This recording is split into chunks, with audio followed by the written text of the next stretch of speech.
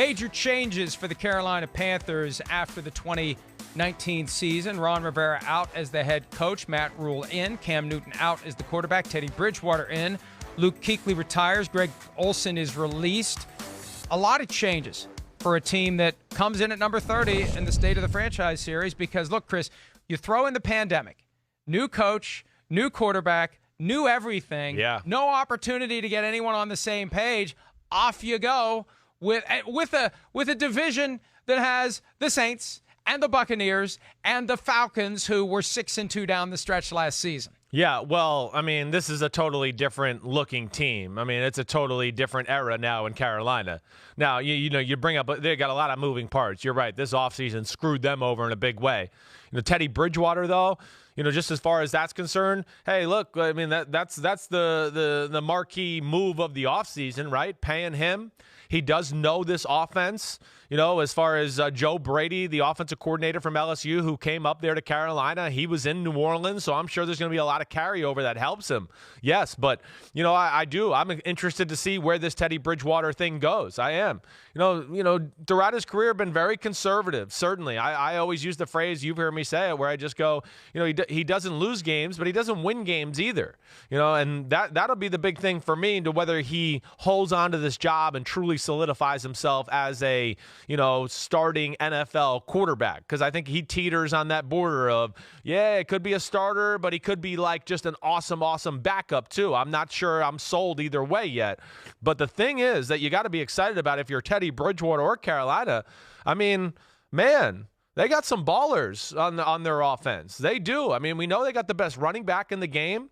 DJ Moore is one of those guys that it killed me that I didn't put him on my top 10 wide receiver list. You get a Robbie Anderson from the New York Jets. Did DJ Moore call you out on Twitter too, or was it just Davante Adams? No, I think just Davante Adams. And DJ Moore, though, that bothered me a lot. It did. It actually bothered me not having him more than it did Davante Adams because, Moore especially, he's a weapon guy too, like a Tyreek Hill or a Deebo Samuel, and that's fashion. So a lot of young guys that I think got a lot of talent, but I don't expect anything big out of this football team this year at least. I don't know how you feel about it.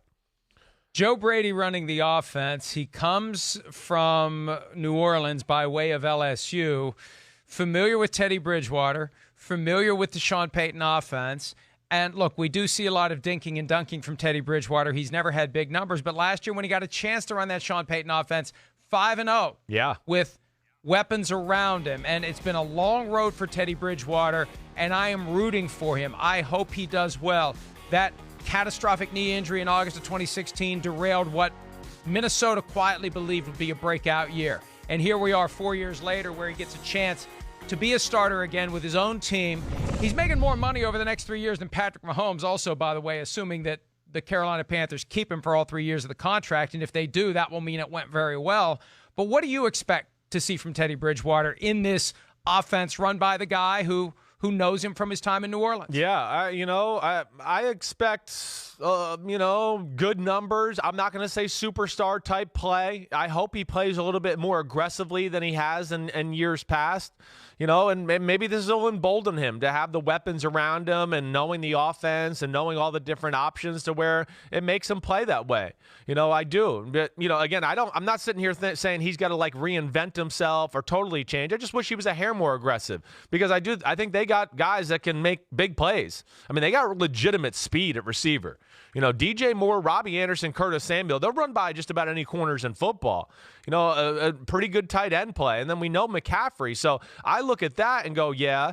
But I'm equally as excited about some of the things they got on the defensive side of the ball, too. To me, I really think Matt Rule and company did a phenomenal job of flipping this roster and, still giving themselves a chance to be very competitive. And, I don't expect a 2-14 type team. I don't.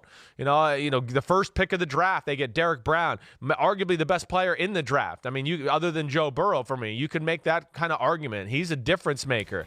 All those young guys they drafted on the defensive side of the ball, their whole draft was defense. I liked them all. So it's a team with great potential. I just don't know if, of course, I don't think it's going to get there this year. They got all their defensive draft picks, all of their draft picks under contract yesterday, so they are good to go. No holdout issues, no problems like that. Derek Brown was one of the first-rounders to sign earlier in the year. But you're right, this is a work in progress. Yeah. This is a reclamation project for Matt Rule. We saw him do it in Temple. We saw him do it at Baylor.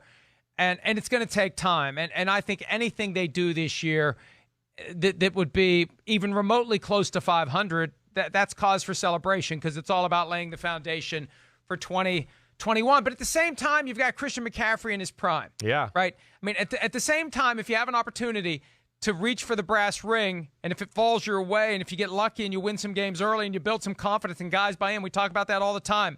The best thing that can happen to a new coach is to win games early because guys buy in. They believe. They feel good about themselves. Confidence begets more confidence, and you end up finding yourself in a spot where all of a sudden you're contending when you get into October, November, and early December. And with that 7th playoff spot, that's the thing. I think it becomes harder to write off any team in either conference this year when you throw an extra playoff spot into the mix, Chris. Yeah. I mean, I'm with you there. And, I don't know if I expect this team to be in that conversation. I don't, I'm, like we've talked about, excited to see some of these guys. But, you kind of hit on it already. Matt Rule, first-year head coach.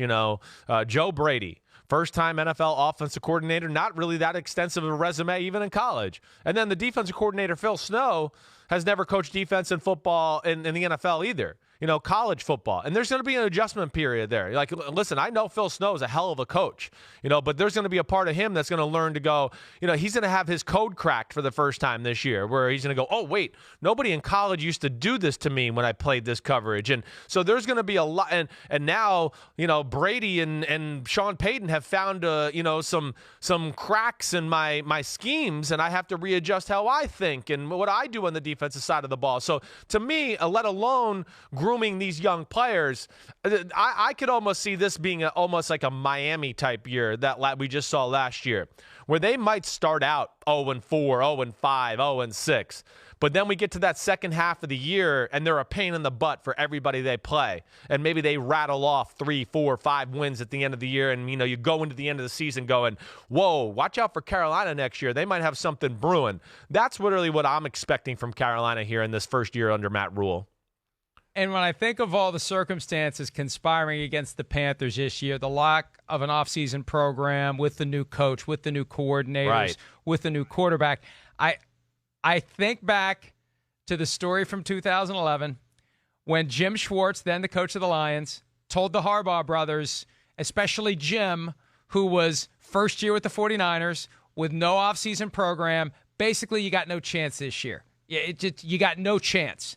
And Jim sitting there seething as Jim Schwartz told him, you got no chance. You got no chance. And then when they got together in October and the 49ers beat the Lions, that was I went in too hard. I went in too hard. I went in too hard and aggressive. That was my fault. Yeah. Yeah. Right. Your buddy Jim Harbaugh. Oh, yeah, my good old buddy. Yeah, right. Tell your dad I said hi. Yeah, go Ohio State. Let's go. Let's take a break. Hi, I'm Mike Tirico, and thanks for watching. Make sure to hit subscribe for the latest news and highlights from NBC Sports.